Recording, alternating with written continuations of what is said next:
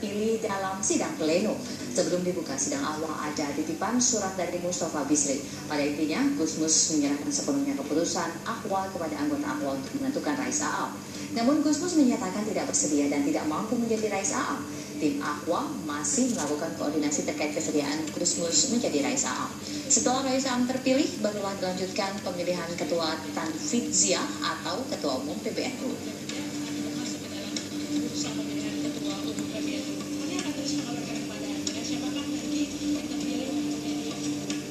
Terpilihnya Ketua Rais Aam bukan tanpa masalah. Nah, sebelumnya sekitar 20 pengurus wilayah NU dan 300 pengurus cabang NU menolak hadir pada sidang pleno pemilihan Rais Aam dan Ketua Umum PBNU di arena muktamar. Alasannya muktamar ketiga-tiga di Jombang cacat hukum. Padahal pada saat yang sama dengan dilakukan pemilihan Rais Aam dan dilanjutkan dengan pemilihan Ketua Umum Tanfidziyah di arena muktamar alun-alun Kota Jombang. Hadir dalam pertemuan ini Kiai Haji Hasyim Muzadi dan Kiai Haji Salahuddin Wahid. Kepada muktamirin di Tebu Ireng, Hasyim Muzadi meminta agar peserta tidak menggelar muktamar tandingan, apalagi membuat NU tandingan. Yang bisa dilakukan menurut Hasyim tidak mengakui semua produk muktamar Jombang dan melawan secara hukum.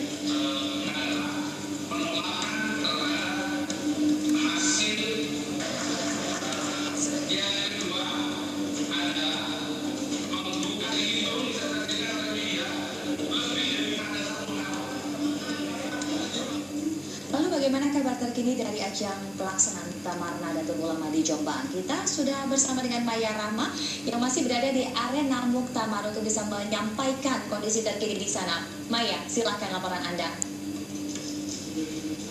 Saat ini tengah berlangsung pemilihan Ketua Umum PBNU untuk periode 2015-2020, di mana dari 508 pengurus cabang dan pengurus wilayah yang memiliki hak suara, ini telah hadir sekitar 380, artinya untuk kuota forum sudah lebih dari 50% persatu, sehingga kegiatan atau ajang pemilihan Ketua Umum PBNU ini dapat dilanjutkan dengan sah dan juga legal.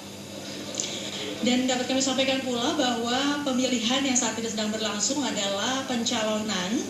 Ini artinya seluruh pengurus wilayah dan juga pengurus cabang yang memiliki hak pilih secara tertib harus melewati verifikasi yang berlapis untuk memastikan kevalidan data mereka, kemudian diarahkan dengan tertib ke meja pemilihan, dan di sana mereka menuliskan nama siapa saja, satu nama yang mereka anggap pantas untuk menjadi Ketua PBNU 5 tahun ke depan. Kemudian mereka akan mengumpulkannya di kotak suara, nanti akan dilakukan proses rekapitulasi data, akan muncul nama-nama calon yang diajukan oleh para pengurus ini, dan juga akan muncul juga angka-angka berapa yang diperoleh oleh calon tersebut. Untuk calon yang memiliki suara lebih dari 99 dari 508 suara ini boleh menuju atau masuk ke putaran kedua. Namun sebelum menuju ke putaran kedua, nama-nama ini harus terlebih dahulu diberikan kepada Rais Aam terpilih, yakni Kiai Haji Mustafa Bisri. Namun karena saat ini belum memberikan kepastian, maka nanti juga akan dibantu oleh wakil yakni Kiai Haji Ma'ruf Amin.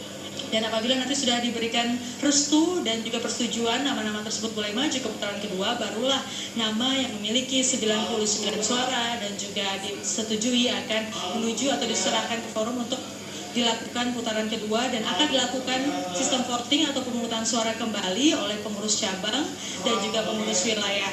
Setelah itu baru akan diketahui siapakah Ketua Umum PBNU untuk periode 5 tahun ke depan. Dan perlu kami informasikan juga pemirsa bahwa tadi Kiai Haji Mustafa Bisri telah ditetapkan menjadi Rais Aam. Namun sebelumnya Kiai Haji Mustafa Bisri sempat menuliskan surat yang menyatakan dirinya tidak lagi ingin ditunjuk sebagai Rais Aam atau pimpinan tertinggi Nahdlatul Ulama. Dan hingga saat ini belum ada keterangan resmi dari Kiai Haji Mustafa Bisri atau Gusmus untuk mengklarifikasi apakah dirinya bersedia atau tidak. Jadi hasil dari sidang sampai dengan saat ini masih sama, yakni untuk Rais Aam masih dipimpin oleh Kiai Haji Mustafa Bisri dengan wakilnya Kiai Haji Ma'ruf Amin. Demikian sementara yang dapat kami sampaikan, kembali ke Anda Brigita Manohara di studio. Baik, terima kasih Maya Rahma atas laporan Anda. Kita akan nantikan bagaimana kemudian kelanjutan dari proses pemungutan suara yang saat ini tengah dilakukan. Dan pemirsa, sementara itu pemilihan 13 nama calon pengurus pusat Muhammadiyah sudah selesai dilakukan. Penjaringan nama calon